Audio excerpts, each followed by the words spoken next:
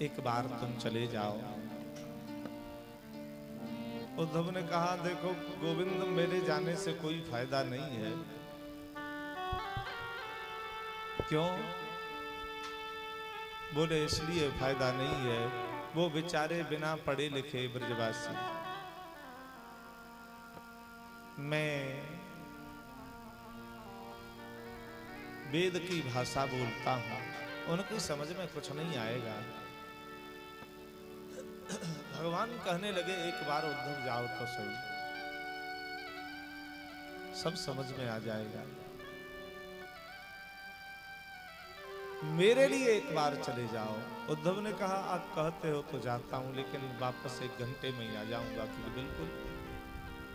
उद्धव चले, रथ तैयार करके,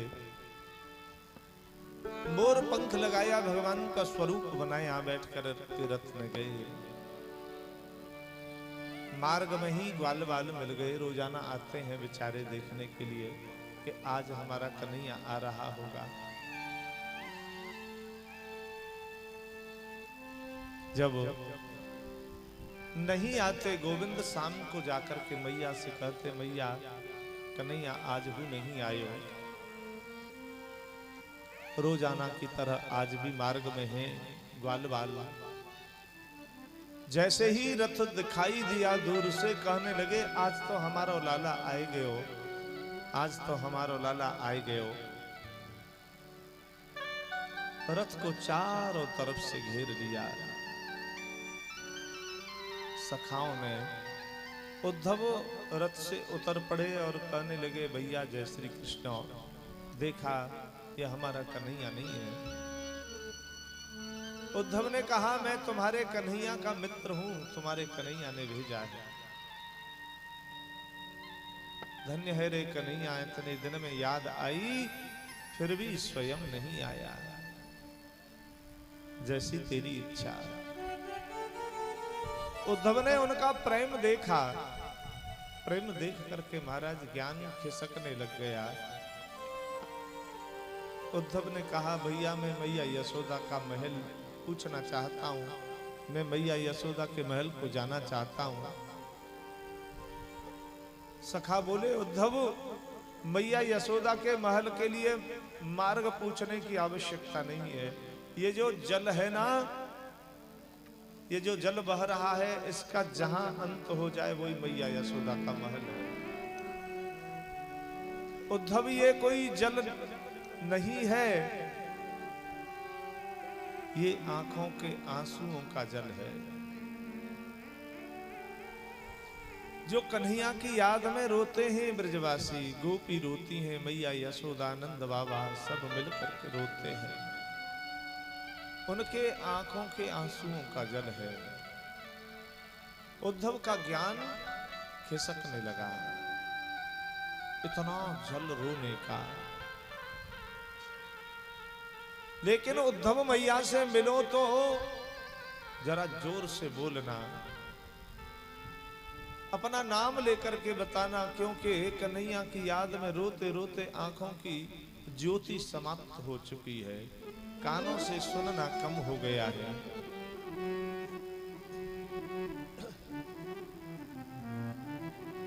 महाराज उद्धव चले, उस जल को देख करके सोचने लगे हे भगवान क्या स्थिति है इनकी।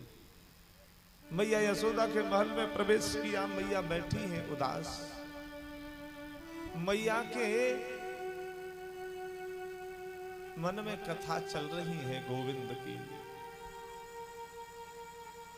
उद्धव ने जैसे ही आवाज लगाई जोर से, एकदम मैया बोली रे जोर से क्यों बोल रहा है, धीरे बोल मेरा लाला जग जाएगा। बड़ी मुश्किल से सुलाया है मैंने आज, कभी माखन मांगे, कभी मिश्री मांगे, कभी चंदा मांगे, बड़ी मुश्किल से सुलायो है मैंने। उद्धव ने कहा मैया कहाँ है तेरा लाला, ले मैं दिखाऊं। मैया लीला सोच रही थी भगवान की ये, लेकिन पलना के पास पहुंची, एकदम से रोने लगी और कहने लगी उद्धव मेरा लाला जब से गया है यह पलना खाली हो गया है। लेकिन उद्धव क्या बताऊं, मेरा प्रेम नहीं है उससे। अगर मैं प्रेम करती तो उसके साथ जाती, और साथ वो नहीं ले जाता तो अपने प्राणों को भेज देती, अपने प्राणों को उसके साथ भेज देती। लेकिन ना तो मैं ही गई, ना अपने प्राणों को ही भेजा। मेरा प्रेम नहीं है उससे उद्धव। ये मेरे प्राण बड़े निष्ठुर हैं। इस बात को सुमंत्र जी कह रहे हैं लौटते समय। भगवान से दूर हुए तो लौटते समय कह रहे हैं,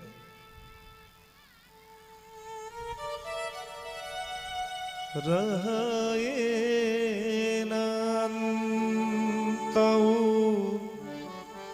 अधम शरीरु,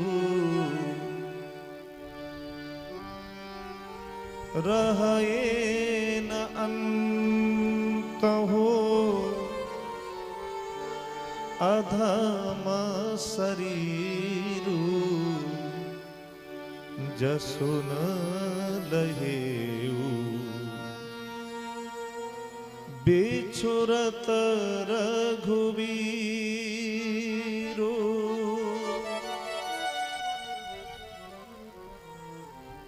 अहह मंदमन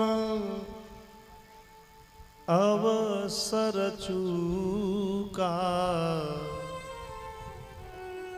अहह मंदमन अवसर चूका, अजहू न हृदय हो तदोई टूका। अरे अंत में भी यह शरीर रहेगा तो नहीं जाएगा, यह अमर नहीं है, जाएगा जरूर। क्यों नहीं अभी चला जाता, कम से कम यश तो मिल जाता है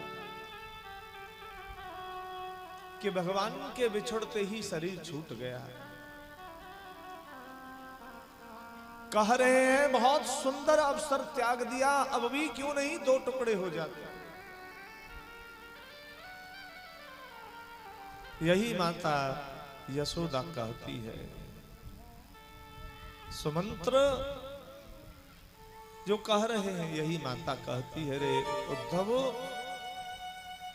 ये मेरे बड़े निष्ठुर प्राण हैं, ना तो ये प्राण ही मैंने संग भेजे, ना मैं ही लाला के संग गई। मेरा प्रेम नहीं है। मैं जब उसकी ऐसी ऐसी लीला याद करती हूं, देख करके उन सोच करके लीलाओं को दुख तो बहुत होता है, लेकिन फिर भी प्राण क्यों नहीं निकलते। धूरी धरे अंग सोहत श्याम जू, कैसी बनी सिर चूंदर चोटी, खेलत खात फिरे अंगना, पग पैंजनी बाजते पीरी कछोटी,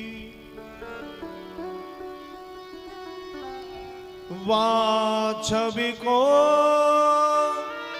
रस खान बिलोकत,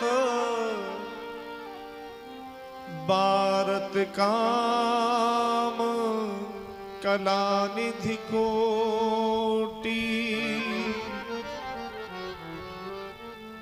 काग के भाग कहाँ कहिए, हरि हाथ हाथ से ले गयो।